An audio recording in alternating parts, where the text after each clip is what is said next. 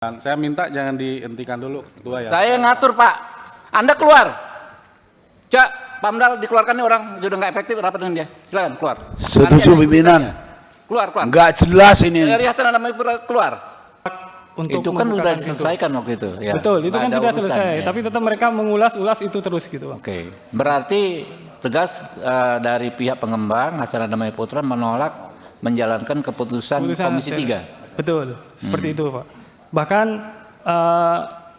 dari hasil meeting tersebut, dari Perkimtan juga sudah mengeluarkan surat untuk segera mengeksekusi sesuai hasil RDP.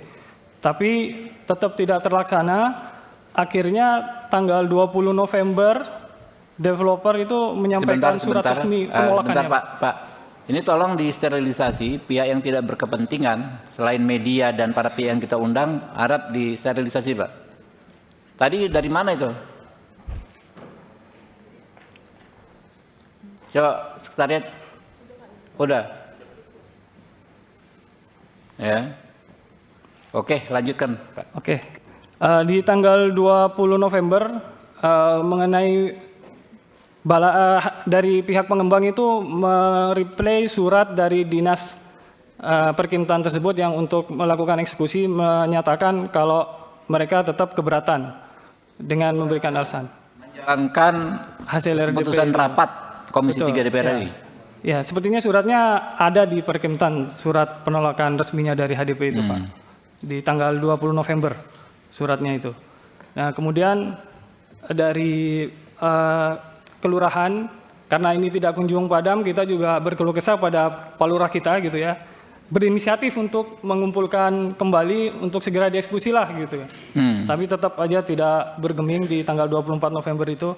Akhirnya di 25 November kita menyurati kembali Bupati mengenai kapan eksekusinya dan menegaskan bahwasannya agar pengembang itu ya bagaimana caranya bisa mengeksekusi, kalau enggak dikasih sanksi seperti itu, Pak. Namun setelah itu follow up dari surat kami itu dari Sekda Kabupaten waktu saat itu masih PLT juga kalau nggak salah ya, itu mengumpulkan kembali HDP dan beberapa pihak, namun tanpa warga gitu. Mereka ingin menyelesaikan itu. Namun sampai di meeting tersebut pun, bahkan yang sebelumnya itu kalau lihat dari diskusinya, usulan dari Bupati yang meminta pelebaran pagar itu, Sekda mengusulkan, oke lah kalau nggak mau melebarkan, bukalah dikasih pintu saja gitu, agar orang bisa jalan. Usulan awal, ya kan? Iya, sesuai usulan awalan kita gitu kan ya. Itu yang paling efektif juga. Iya, dan itu juga kan dia juga menjelaskan kalau butuh keamanan pintunya kan bisa dijaga 24 jam sama security gitu, sampai segitunya dijelaskan sama Ibu Sekda waktu itu.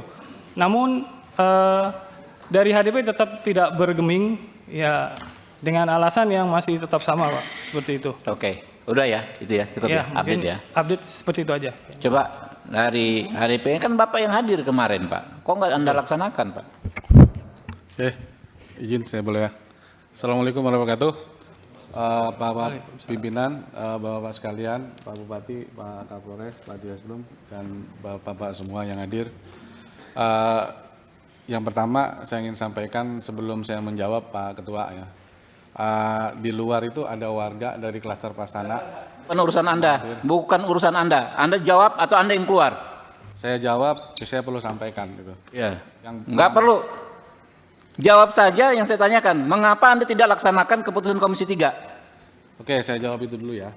Kami bukan tidak melaksanakan, kami tidak pernah menolak. Jadi saya meluruskan pernyataan teman kami ya, bahwa kami tidak pernah menolak keputusan rekomendasi, keputusan hasil RDPU ya.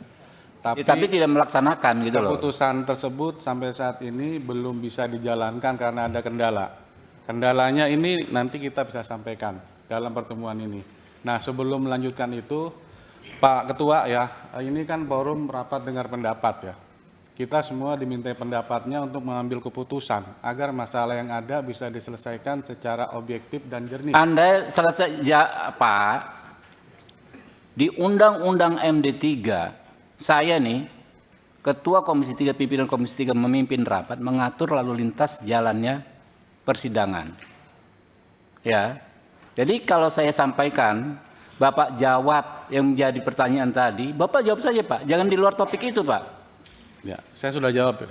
Ya apa kendalanya apa? Saya sampaikan kendalanya. Yang pertama ya, adanya sebagian besar warga klaster menolak pembukaan tembok dan menyatakan akan menuntut HDP secara hukum jika melakukan pembukaan tembok klaster atau mengizinkan pihak lain membuka tembok klaster. Satu.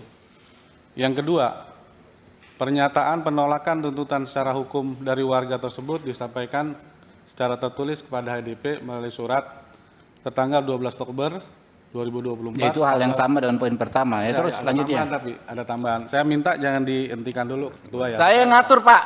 Anda keluar. Cak, Pamdal dikeluarkan nih orang sudah nggak efektif rapat dengan dia. Silakan keluar. Setuju Nanti ada pimpinan. Keluar. Enggak jelas ini. Dari Hasan namanya keluar. Anda udah diingatkan ketiga kali. Mungkin nggak beragama dia nih kali. Pak, dikeluarkan Pamdal, panggil Pamdal dikeluarkan nih. Ini menghalangi pembangunan musola tadi. Iya, ya, siap. Ya, siap.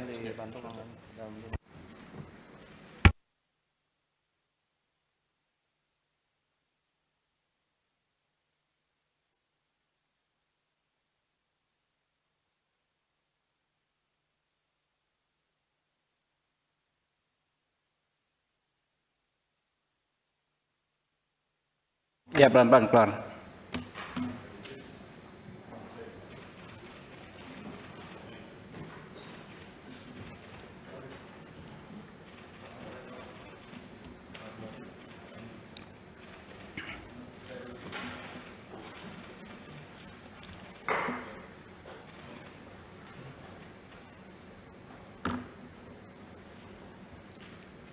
Ya, jadi Pak Bupati, ya Pak Dirkrim Ibu Kapolres, persoalannya ini sederhana. Sebetulnya dan sudah ada solusinya. Tinggal dikasih pagar melingkupi semua musola atau dikasih pintu pembukaan ke musola. Dan itu kan mereka juga sepakat waktu rapat yang kemarin. Tiba-tiba tadi menyampaikan hal yang waktu itu sudah disampaikan. Ada warga keberatan dan lain sebagainya. Nggak ada urusannya dengan warga keberatan. Nggak ada alasan siapapun keberatan terhadap pembangunan musola. Nggak ada. Dari segi keamanan kan sudah dibilang tadi jadi tetap one gate sistem dan lain sebagainya. Sebab kalau kita undang pihak yang tidak berkepentingan dengan hak orang-orang yang melaksanakan ibadah, nanti ruwet sekali. Nanti malah timbulnya isunya pertentangan agama dan lain sebagainya. Karena itu kita harus bijaksana. Kita tadi kita keluarkan karena sudah melanggar tatib, Pak. Di tatib itu kan pimpinan rapat mengatur lalu lintas persidangan. Tadi malah dia yang mau mengatur lalu lintas persidangan. Dan sudah tidak efektif lagi. Dan pengembang harus mengikuti putusan DPR, Pak. Jangankan pengembang, kita semua ya, namanya putusan DPR itu mengikat, gitu Pak.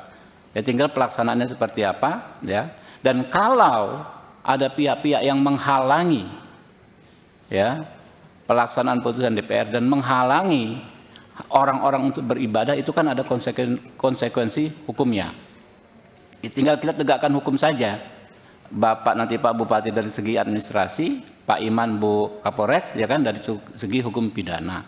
Itu ada pasal 303 di KUHP yang baru, barang siapa dengan kekerasan atau ancaman kekerasan menghalang-halangi orang untuk melaksanakan ibadah bisa dipidana. Tinggal begitu saja saya pikir. Mungkin ada penjelasan dari Pak Bupati. Silakan.